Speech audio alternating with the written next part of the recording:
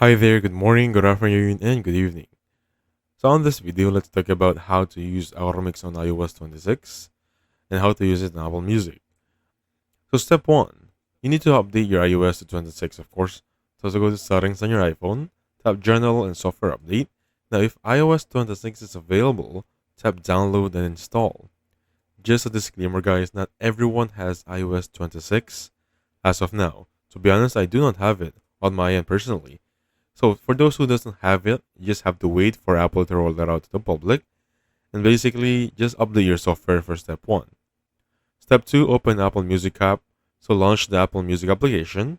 Make sure you're signed in with your Apple ID and basically you have an active Apple Music subscription. So those are the two important things.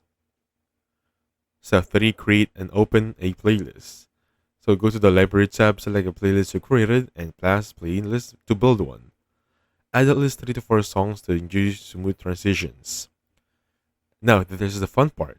Enable the AutoMix. Start playing the playlist, alright? So now playing bar at the bottom to full screen playback.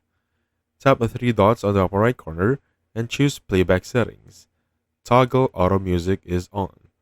Now you can choose between standard, smooth fade, or beat match depending on your preference. And it should be looking like this.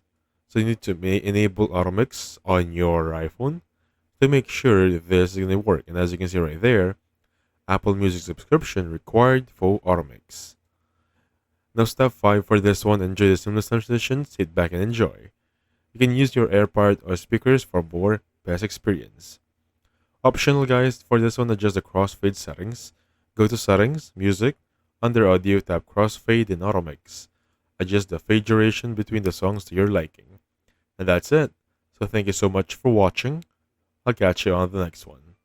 Goodbye for now.